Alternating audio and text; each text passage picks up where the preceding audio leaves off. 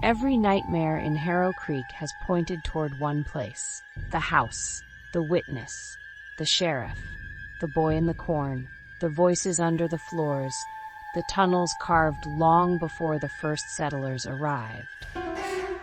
Tonight we reach the place everything connects. A single chamber at the exact heart of Harrow Creek. A circle older than the soil itself, and whatever sleeps at its center is waking up. This is episode 7 of the Harrow Creek tapes, The Thing in the Center of the Circle.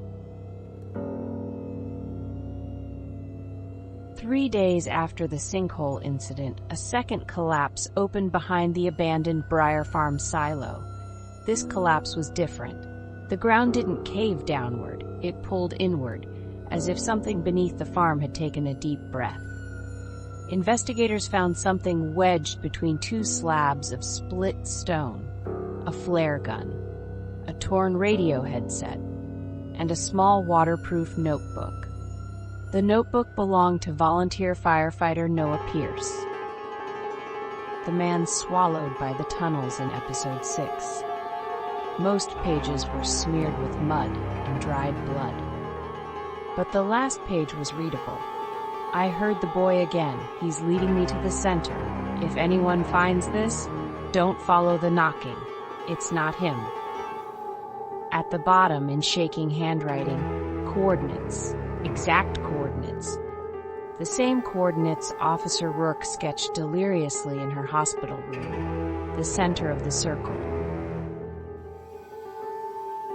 A specialized underground rescue team was brought in. Cave mapper Joel Carter, geologist Dr. Marion Hale, rescue specialist Tessa Rowan, and Deputy Eric Sutter, the only officer to volunteer here. Their mission wasn't rescue, it wasn't exploration, it was confirmation.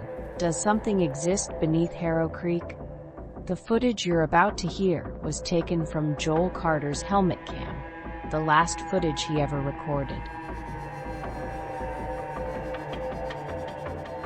The team enters the opening behind Briar Farm. The drop is steep, nearly a 40-foot slide of packed earth. Their boots hit stone, smooth stone. Joel runs his hand along the wall. Feels carved, not natural. Someone built this. Deputy Sutter, not someone, something. Tessa shines her light ahead. The tunnel is straight, perfectly straight. Impossible in a natural formation. Dr. Hale kneels, brushing soil away from the floor. Under it, round impressions, circles, hundreds of them, carved deep into the stone floor, overlapping like footprints. But they aren't footprints, they're handprints. Small, child-sized, pressed into the floor as if hands were pushing upward. Tessa whispers, "Were they trying to get out?" The tunnel air vibrates, a deep hum moving through stone, shaking dust from the walls. Deputy Sutter cocks his head. "Sutter, that's not wind, it's breathing." 1 mile in, the tunnel opens into a circular shaft. The roof rises several stories high, the walls spiral upward.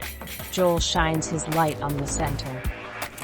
A massive circular stone platform, cracked, etched with unfamiliar symbols. Dr. Hale examines it. It's a lift, primitive, but a lift. Counterweights, pulleys, mechanical channels. Tessa wipes dust from a thick rope embedded in the stone. The rope is made of something wrong, not fiber, not twine. Hair, human hair, twisted and wound into cords. Sutter steps back, swallowing hard. "Sutter, let's not touch anything here." But the platform vibrates, slowly, rhythmically, like it's responding to their presence. Joel whispers, "It's waiting for us." The stone platform suddenly descends, not rapidly, but deliberately, lowering into darkness. The team hesitates. Then Dr. Hale says the words that seal their fate. "If this goes to the center, we follow it." They step onto the platform. It continues down, into the earth. The deeper they go, the colder it gets. The darker, the heavier. The platform lands with a soft, wet thud. Something beneath it shifts as if it landed on flesh.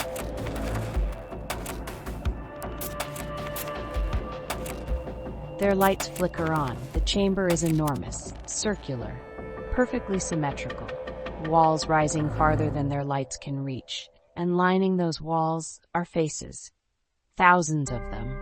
Children's faces, adults all ages. Mouths open in silent screams, eyes closed or missing. Dr. Hale moves closer. The faces aren't carved, they're grown into the stone, merged, absorbed. Joel whispers, "This isn't a chamber. It's a graveyard inside something alive." The ground pulses, soft, slow, breathing. A figure stands at the opposite end of the chamber, small, barefoot, still. It's Elias Boone. Tessa raises her flashlight. Elias doesn't blink. His eyes are glassy, distant. He lifts a shaking finger and points toward the floor beneath him. "Elias, he's under all of us." Deputy Sutter steps forward. "Sutter, what's under us, Elias? Tell me." Elias shakes his head. "You can't kill him. You can only wake him." The chamber groans. Sutter crouches, trying to reach Elias. "Sutter, we can get you out. Just come." Elias steps back and disappears. Not into a tunnel, not into shadows. He sinks straight downward, into the floor, like it swallowed him whole. The walls begin to pulse, harder, faster. Dr. Hale presses her hand to the ground. "It's accelerating. This chamber, it's reacting to us." Joel swings his camera upward. The faces on the walls open their eyes, every face, all at once. Tessa screams. The chamber shakes violently as if something beneath it is rising. Sutter grabs the radio. "Sutter, Harrow Creek PD, do you copy?" The whole ground is moving. A voice cuts in. Not the dispatcher. A child's voice? "Elias, he's here." The chamber floor dents downward in the center. Stone ripples. Something enormous pushes up from beneath. Joel drops his camera. The footage shakes, rolling across the ground, but what it captures shouldn't exist. A shape rises up from the floor, not fast, slow, deliberate. A mass of limbs, not arms, limbs. Long, too long, jointed wrong. A torso formed from stone and flesh and earth, multiple heads fused into its chest, mouths opening and closing silently. The entity stands taller than a house. Its true face emerges from the shifting stone, smooth, pale, empty, eyes like hollow pits, a mouth stretching from ear to ear. Not with teeth, with fingers, a ring of fingers where teeth should be. It inhales. The chamber lights dim. The faces on the walls begin to scream, silent, shaking, hands clawing at the stone. The creature speaks without opening its mouth. "You built your town over me. Now I will rise through it." Joel screams. Tessa collapses. Dr. Hale stumbles backward, whispering, "It's not a spirit, it's the town itself." Sutter raises his gun and fires. The bullets dissolve the moment they hit its skin. The creature leans forward, stretching impossibly far, and whispers with Elias's stolen voice, "Don't run." Joel grabs the camera and sprints toward the tunnel. The floor caves inward behind him, a collapsing lung. Tessa runs. Hale runs. Sutter covers the rear. The entity's limbs slam into the floor behind them, cracking stone like bone. They reach the tunnel's edge. A massive hand bursts from the wall, dragging Tessa into darkness. Her scream echoes endlessly. Dr. Hale reaches her hand out, but something slams the chamber door shut with a force that shakes the ground. Hale and Sutter force Joel up the ascent shaft. Joel climbs. Faster, harder. Below him, Sutter shouts, "Go, go! Don't look back!" Joel reaches the surface. The ground beneath him buckles. A second later, the tunnel mouth collapses, sealing the others inside. A single whisper escapes through the dirt. "Up next." Then silence. Joel screams until his voice breaks. That night, residents of Harrow Creek woke to a new sound, not knocking, not whispering, footsteps, enormous ones, traveling beneath the entire town, rolling like thunder through pipes and floorboards, deep, resonant, growing louder each hour. Children cried. Dogs hid under beds. Lights flickered even when power was stable. At 3:13 a.m., every underground vent in town released a blast of cold air, and a single whisper, "I'm rising."